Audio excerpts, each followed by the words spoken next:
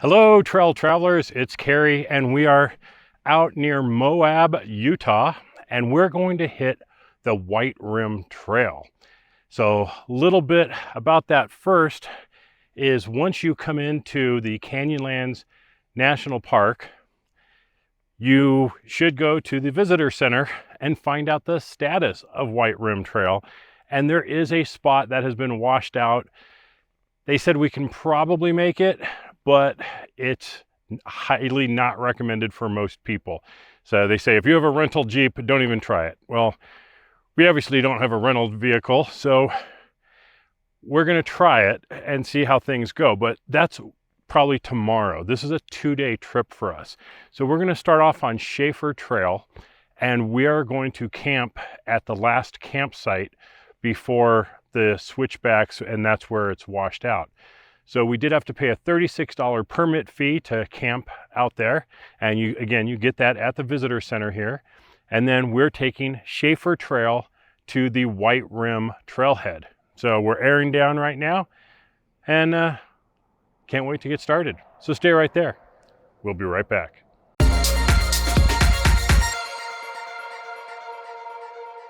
Okay, we are starting off on Shafer Road. This is rated a 2-2 on Trails Off-Road, which means this should be the worst of it right here. It should be just a nice, easy, scenic drive. But we're going to take this to the trailhead for White Rim Trail. And even White Rim Trail is not considered a difficult trail, except I'm right terrified now. right now. You're terrified? Yes. The first ranger told us it's absolutely impassable, and an employee tried and it didn't go well. And then we went to the visitor center to check in, and they said, no, it's not impassable.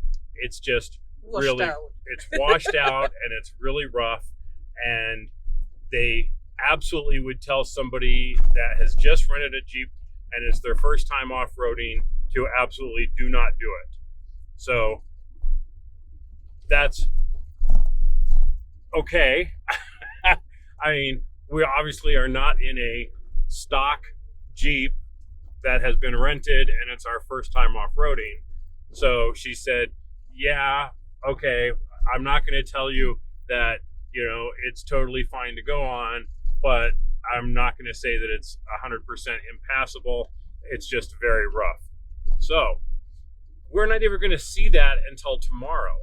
So we're not too concerned about it. We're going to do this about 70 miles today of driving around White Rim Trail.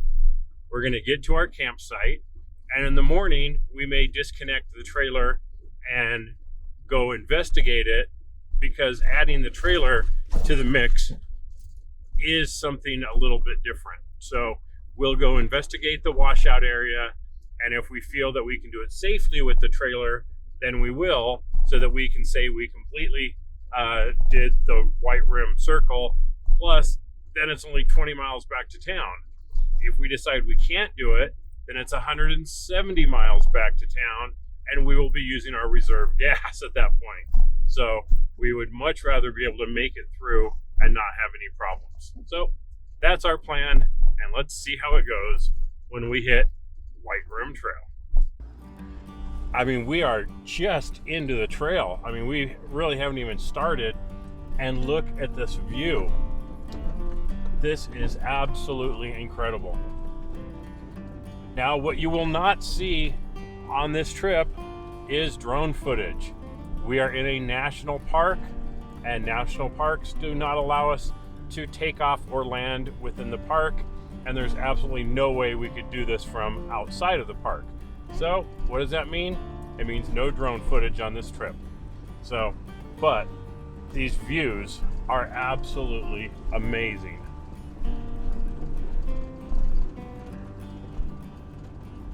I mean, every turn, and it's something cooler and cooler.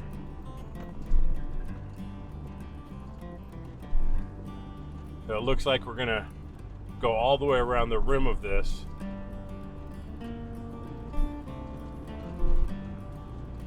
Well, if this is how it starts, I can only imagine how interesting this is going to get. This is really, it's incredible. The view looking down here is absolutely insane. You have these switchbacks. I'm going to see if I can get some footage of this because I have to get really close to the edge of the road here. But these switchbacks are crazy. Yeah, hopefully you can see the switchbacks over there that we have to go down. And they go way down into this canyon.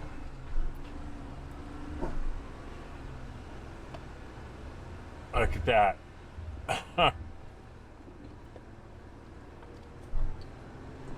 So I'm gonna start off right now by saying, if you really have an aversion to shelf roads, Shafer Road might be one to take off your bucket list. I mean, this is crazy.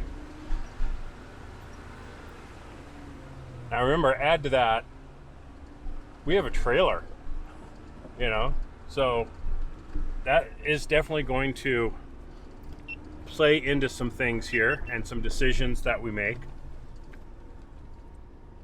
Now, because this is so steep and I don't want to burn up my brakes, I switched into 4 low so I can just kind of cruise down this in manual 1 or 2, whatever I need to keep my speed down. Because with the trailer behind me, we could go through some breaks pretty quick, and that is super, super steep.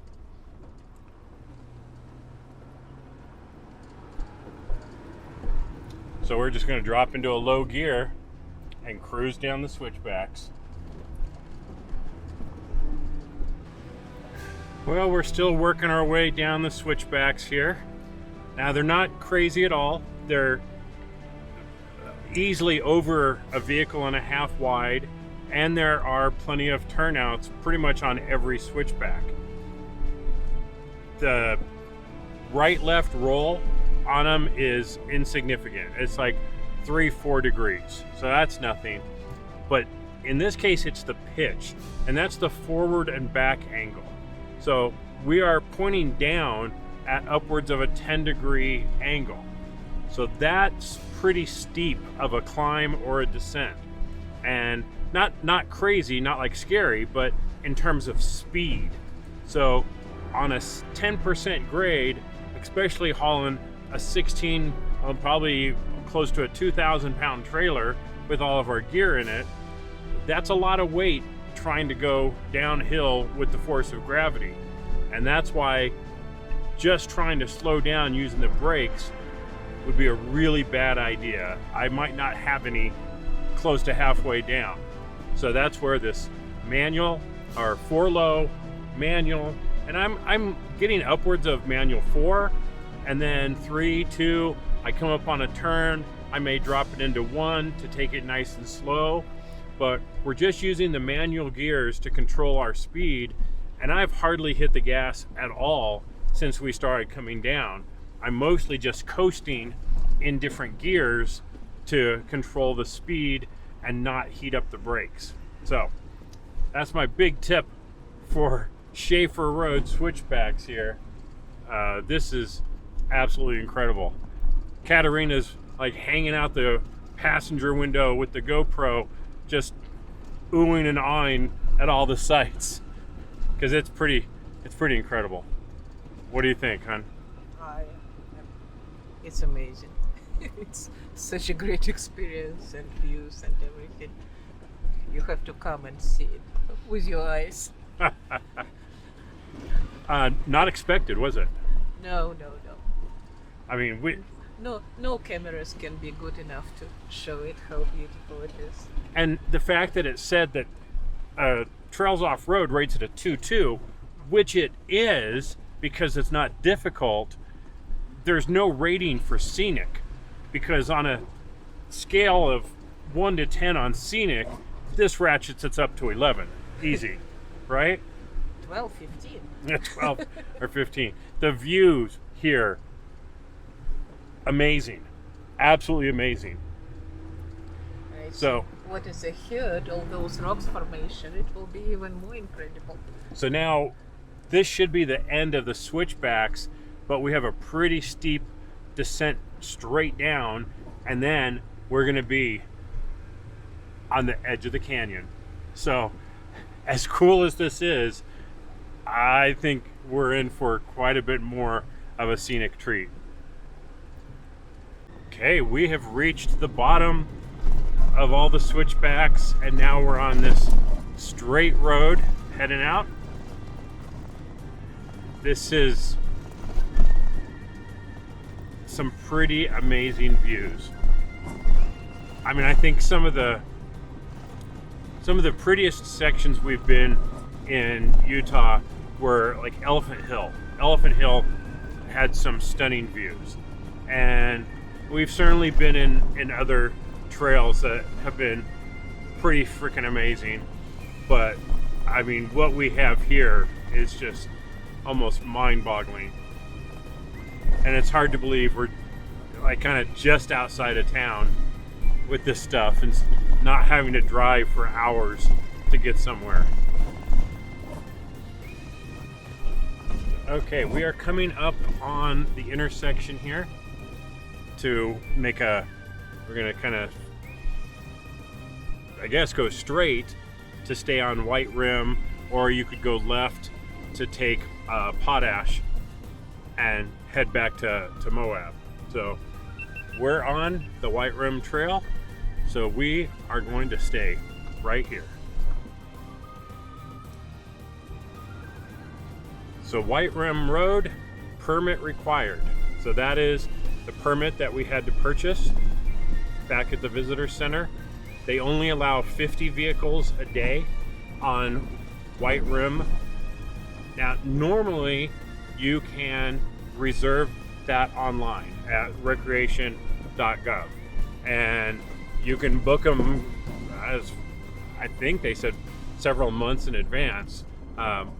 But we tried, and they're not accepting online reservations right now because of hazardous road conditions at the very, very end of this. So you have to go up, you have to go to the visitor center, you have to talk to a ranger, you have to kind of convince them that you're in a rig that is capable of doing this trail. And we did, and so they gave us our permit, and we bought a camping permit, and so the total was $36 for the whole thing. But that's why this is very limited. It's entirely possible any ranger that we see is going to ask for our permit on here. You could have there made a left and gone out Potash Road, which is again a very simple road. It's also another way of coming in. You could run Potash in reverse and get right here to the trail. So if you were able to buy your White Rim Trail pass online, it's a much shorter distance to go from Moab to the starting point, taking Potash Road in reverse. So that's something to think of. It was 20, almost 30 miles. So that did cut into our gas supplies, having to come around there. But, you know, we calculated everything and we should do just fine. Plus we have extra gas on board. But if you come from Potash Road, you are not on those switchbacks. Right. If you come on Potash Road, you don't get to do Shafer Road, which is the switchbacks, and you have to go up them or turn around and go back out on Potash. So if you want to go up the switchbacks, go Potash Road. If you want to go down the switchbacks, go to the top of Shafer Road and go out Potash Road. Either one, good choices. But now we're on White Rim and we're heading in. So I'm looking forward to this. This is a trail that has been on my bucket list for a long time, not because of difficulty, but because of scenic views. And we love our scenic views. We've come upon a little family of something, antelopes, I guess. Yeah. And so we're just stopping for a moment to take that in. Keep going. It's very cool.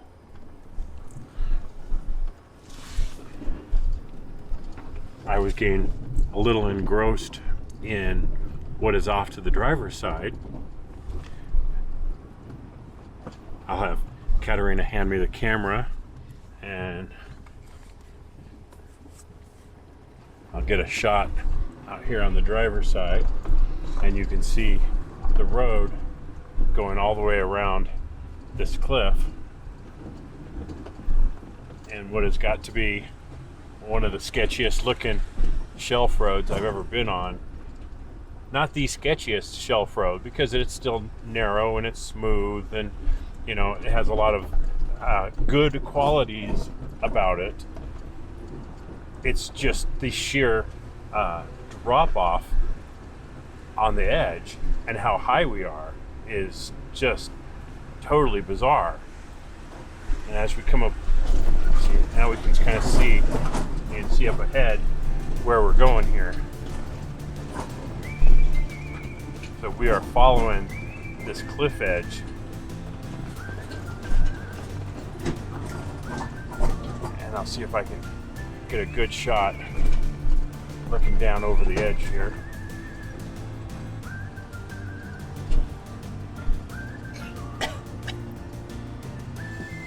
Oh, come on. There we go. Look at that. Isn't that incredible? But I think Katerina would prefer me getting a little closer to the passenger side right now. Oh, at least to put two hands on a wheel.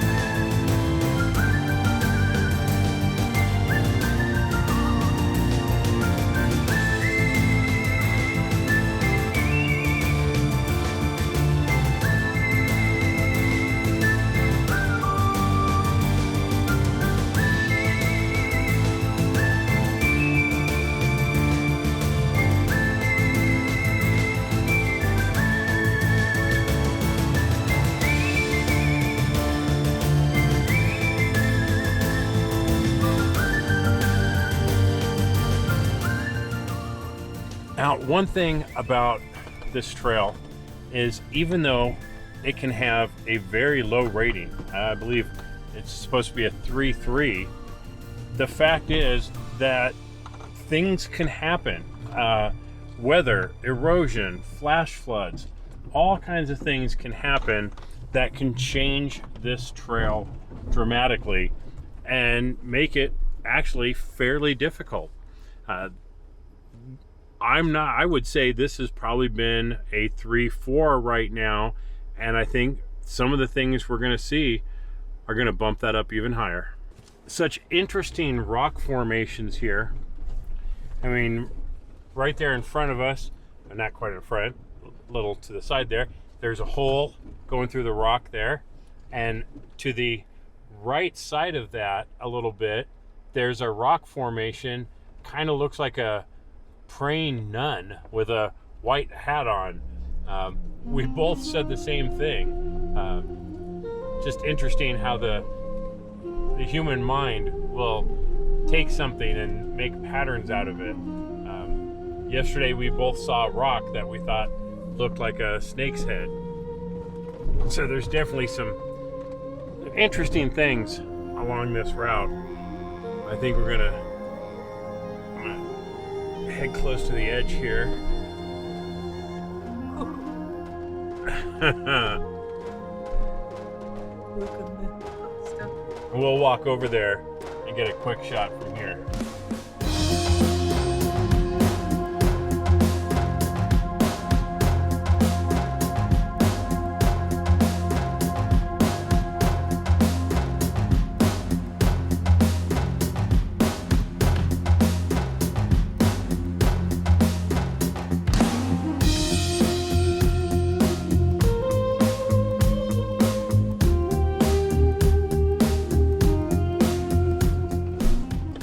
Okay, this little section right here, we have a We'll climb into a small, narrow pass, and it's blind in both directions.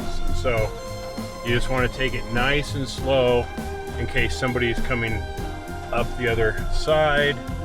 We don't see anybody. Okay. I mean, literally, we don't know that there's anybody in front of us at all. So, do we see? Oh yeah, no, way out in the distance, we see a couple of cars. Across another canyon.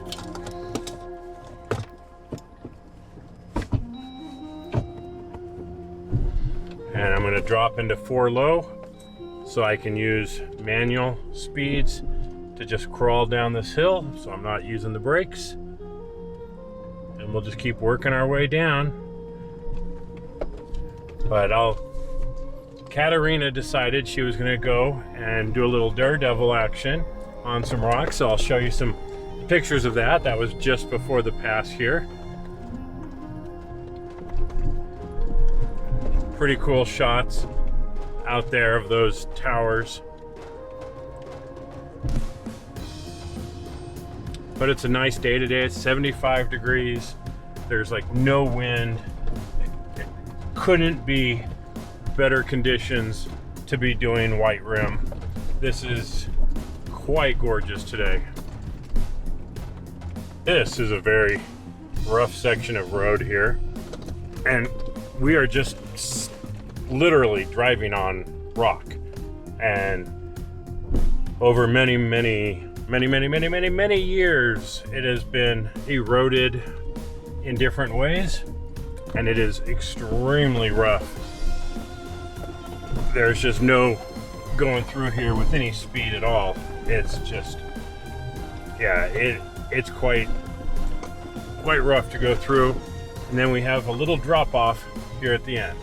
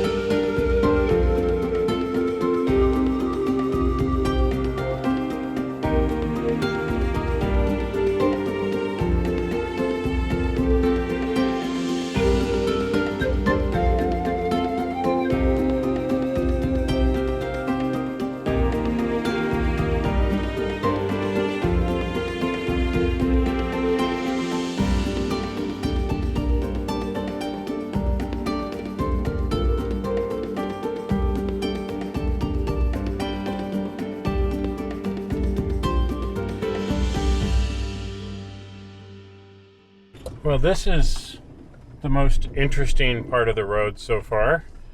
It's actually a little off camber, and then we're going to drop down here, and it actually, from a certain angle, doesn't really look like there's a road. It just looks like a very angled rock.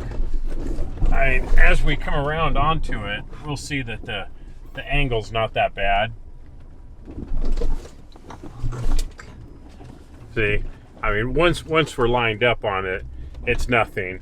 But from the other side, it looked like this was just washed out. Nothing. And that there was 15 degrees here. Yeah, so that wasn't bad at all. It just sure looked totally sketchy from the other side. This is Buck Canyon Cliffside Wash. It's going to be a little tricky, but we're just going to hang wide passenger here and just make sure we don't clip this rock with the trailer. Nope, we're all good. Okay, and we'll go around. Oh, this is an amazing view right here. This is awesome. And then we start hitting inland where it'll be relatively flat for a little while. Well, we've got a little drop off here. Let's take this one nice and slow here. And what an interesting area this is. These rocks are all smooth, and then like out on this open plain area, you just have these rocks that seemingly were just dropped there randomly. They're very strange. And then the sign that you see up ahead there is the Gooseberry Hiking Trail. Okay, we are at the 22.82 mile mark, and we have reached Gooseberry Camps. So if you have a reservation here at Gooseberry Camps, this is your spot. And what an amazing view this place has. Just pretty darn incredible place to camp, unless you wanted shade. There's a distinct lack of that out here everywhere. There is. You can camp around toilet. Yes, you can go sit right next to the toilet. There's shade. And you should know that there is no other toilet for 10 miles in either direction. So when you are camping out here, you are quite by yourself with no neighbors for 10 miles. We still have a ways to go. Our campsite is 40 miles further in. So we have quite a distance to try and travel today.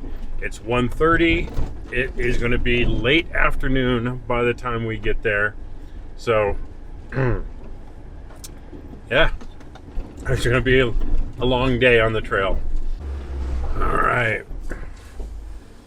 Fun little shelf here. It's called Hidden Shelf.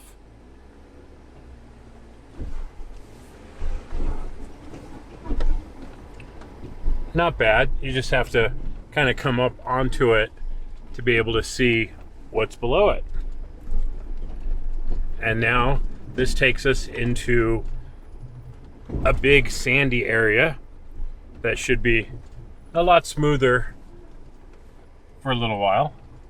But I guess we'll have to see how things go. Well, we're actually able to make up I don't know about making up time, as we're not trying to. We're not in any hurry. But we're actually getting a little bit of speed down in this open sandy area.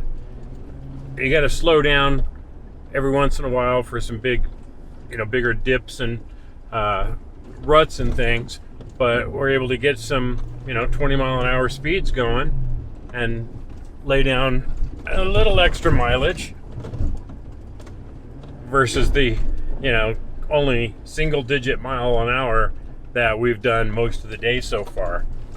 But now it just looks like we're headed off into the desert somewhere. It's kind of a little different from all the other stuff that we've been seeing since we started. Now we're just going out there somewhere. Well, there's certainly no way the camera does this justice as we come upon Monument Basin. This is just some ridiculously cool stuff here, as the white rimmed area just stands out.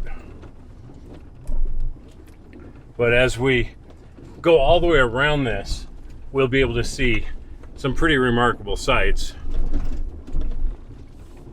and hopefully bring you some some good footage of what this stuff looks like.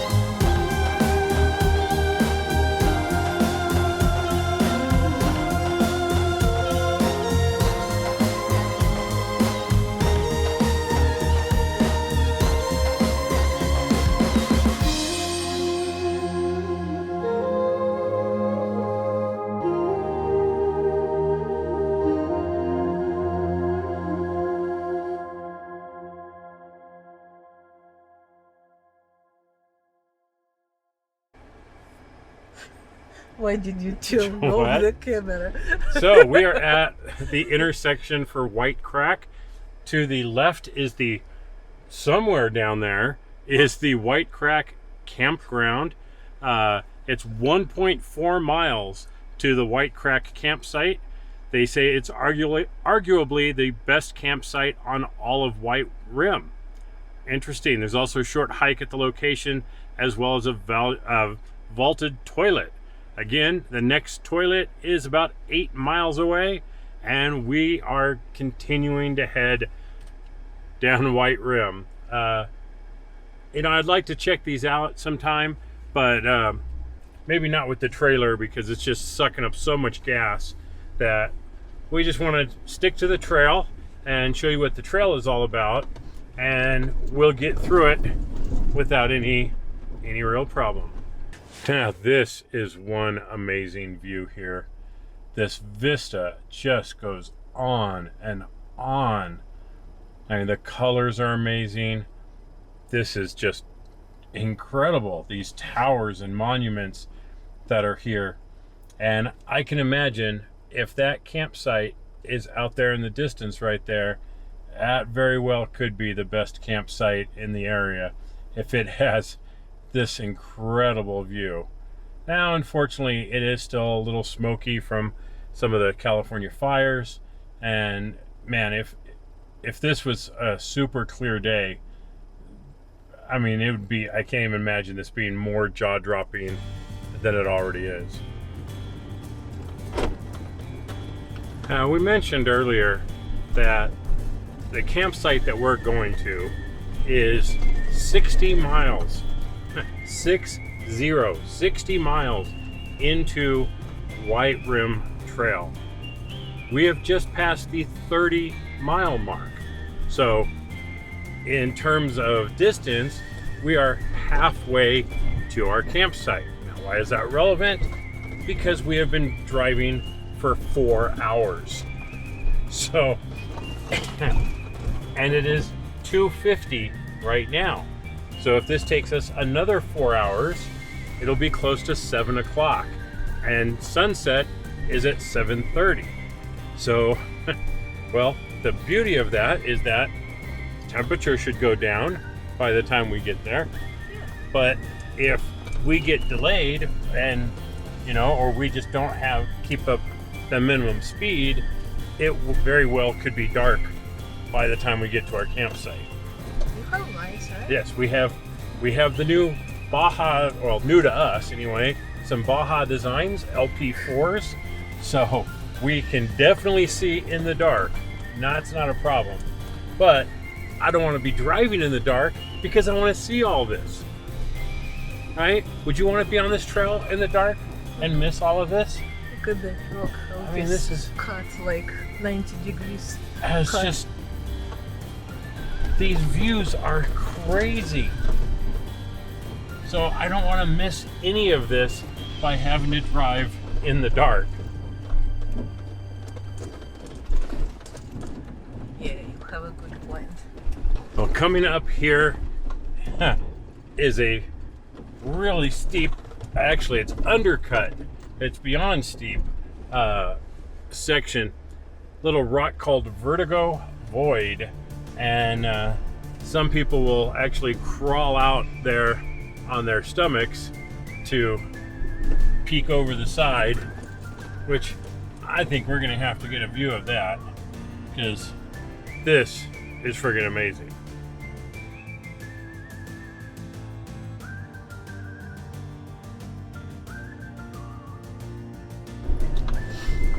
Okay, we just ran into some really nice people there, and they were coming down. They actually stayed at the campsite that we're staying at tonight, and they said it's taken them about 5 hours to get here. So, and it's taken us about 5 hours to get here, coming the opposite direction. But now we're going up some switchbacks, and I think this is a section where the last ranger that we saw pretty much put some bets against us as to whether we could make it. But there's nothing about this that seems too difficult. It's just steep and rocky, and you know, we just have to get through it. Now I did drop into 4 low, no lockers, and we climbed right up it. So, well, boy, that put us up all of a sudden pretty quick, kind of high there. But now we can see this canyon down below where we just came from, that it looks like it's like undercut all the way around. Absolutely amazing. So it's kind of neat. We've been down at the edge of all these little canyons and basins, but now being up a little bit and being able to see it from a kind of a different vantage point is really awesome. Okay, well, we got a pretty big climb here. So we dropped her into 4 low. We're on manual 2. And we're just gonna climb this baby. No hesitation, not taking the foot off the gas, because if we slow down, we will get stuck. There's almost no doubt about it. That is just way too steep, especially with the trailer, to be hesitating on a hill like that. We're still going. And we're still going.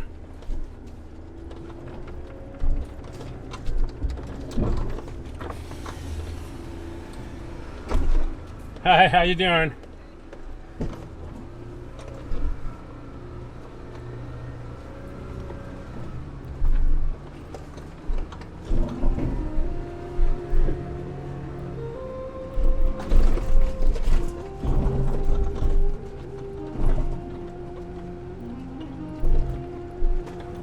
Okay, we are starting Murphy's Hogback Climb. This is supposed to be one of the most intense parts of the whole trail. And we are going to just do this in 4 low, probably manual 2, maybe even some manual 1. Move, move, move, move, move. We got this. Thanks, man.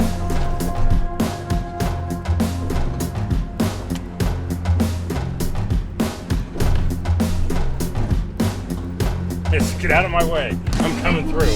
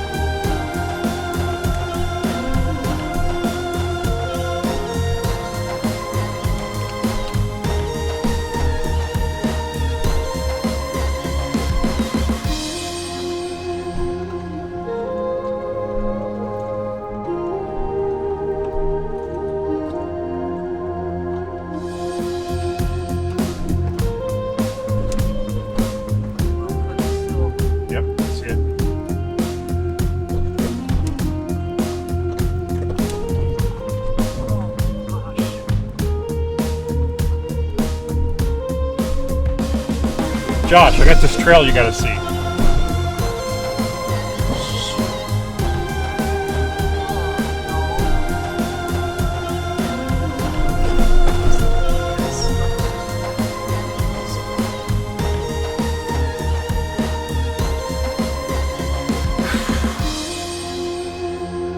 And you're telling me that there is nothing to worry that the trailer can... No. It was in the air already, like... It's not in the air. Yes, it was.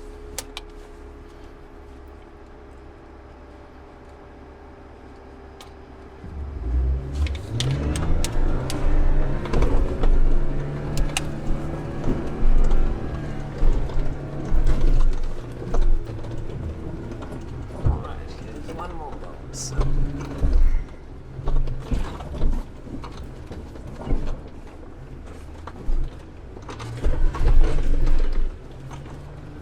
Ta-da, guys! Here we go.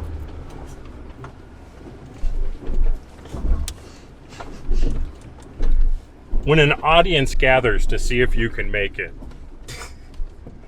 you know it's going to be fun. Oh, yeah. Toilets. Yeah. Okay, we need to get out and spot this because it looks like a sheer drop-off.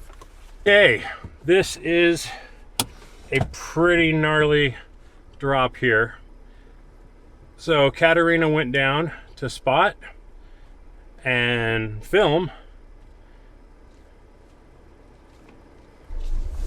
So we're going to be taking this nice and easy. This road is pretty washed out.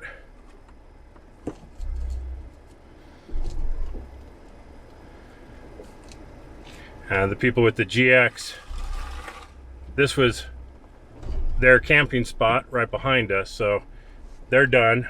They're gonna stay there for the night.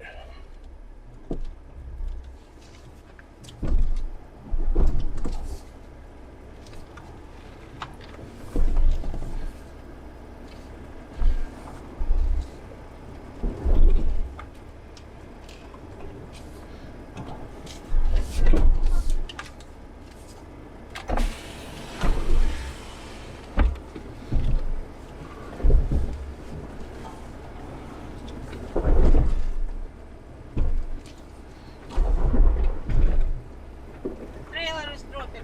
Hold. Okay. Okay, now just go straight. Not bad. Always great when you've got a good spotter.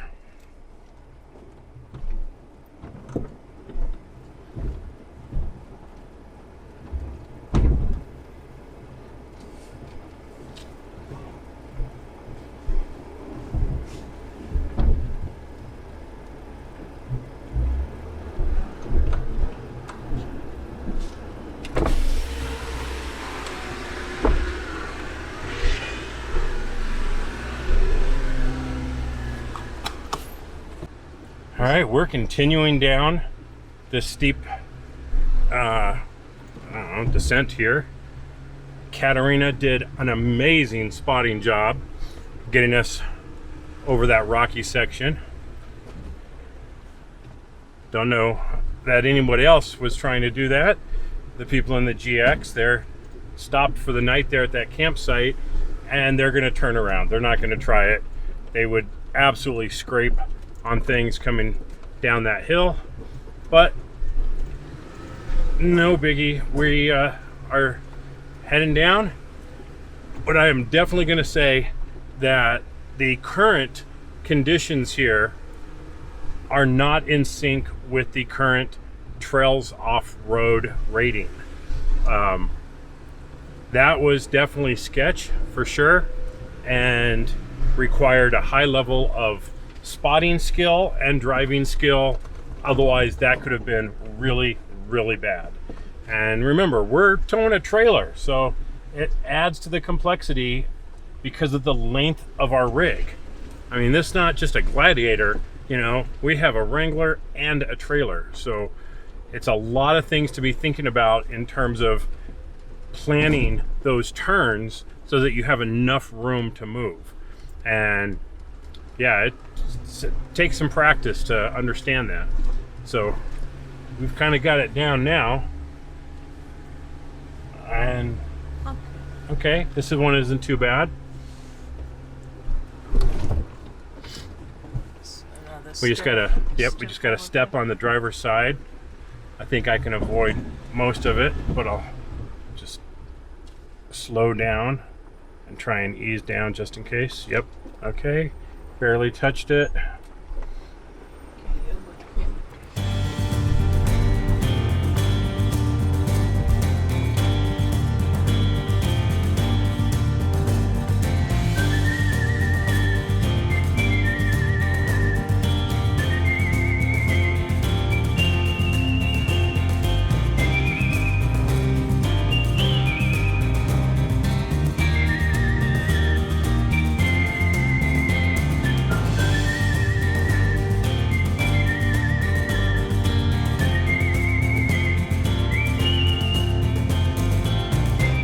Okay, so this one's a little tricky. We're gonna go full passenger right up against the side until we're kind of straight. And then once we come down, we have to turn full driver in order to make the turn. So it's a little bit of maneuvering here to make this, but there's plenty of room.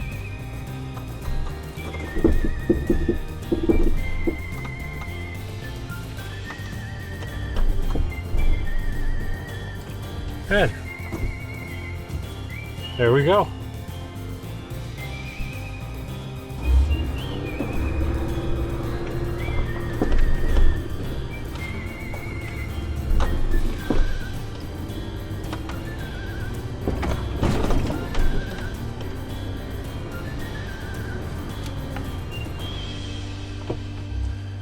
Pitch over angles are really steep right out the beginning, so you have to get out and spot to see what you're doing.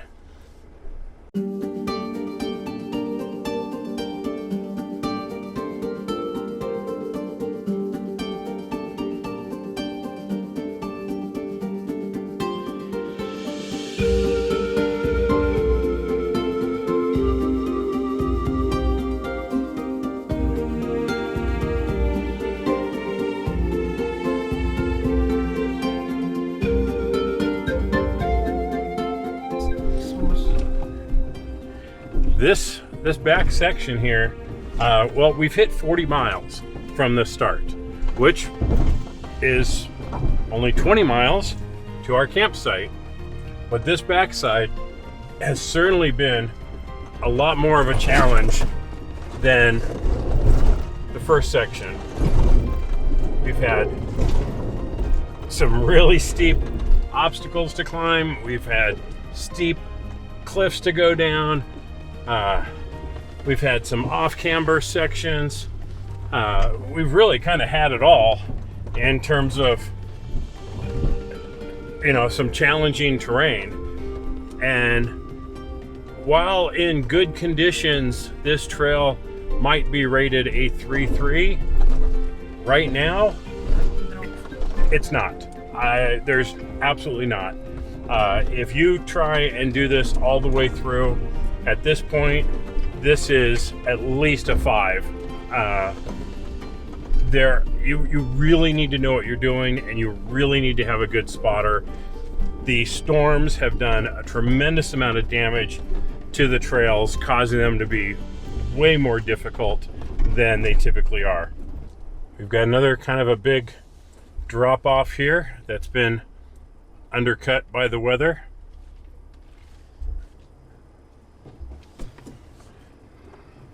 I'm really paying attention to Katerina and what she's telling me to do versus paying attention to the road, because she has a better vantage point than I do and how we can see this.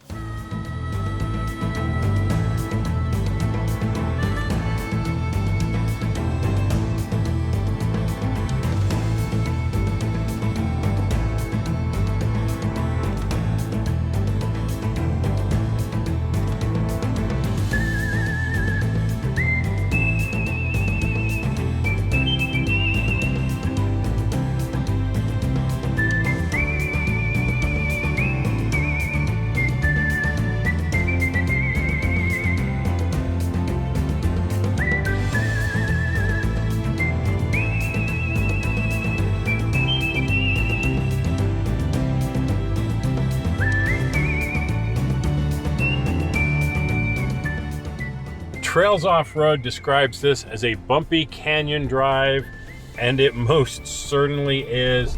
And you are right on the very edge of Soda Springs Canyon.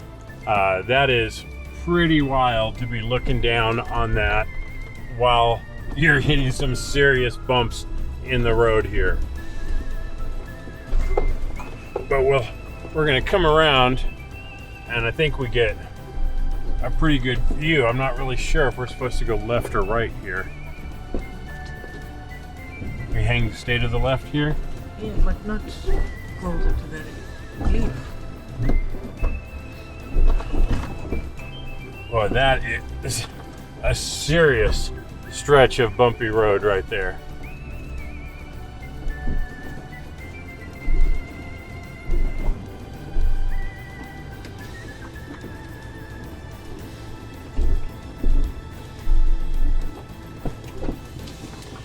Okay, over to our left here is Turk's Head, and apparently on the other side of the Green River there are some petroglyphs and ruins that you can see. But there's several nice wide areas here if you want to stop and hike out over to the edge of the cliff and take a look for yourself. But really what this kind of speaks to is what I've been saying all day with the varied terrain and the vastness of the terrain here. Everywhere we go, we can see somewhere for miles and miles and miles, and it's just so amazing to see this. I mean, if anyone's keeping track of natural wonders of the world and they don't include White Rim Trail, I don't know what could be better. I mean, I've seen the Grand Canyon many times, and this is just amazing.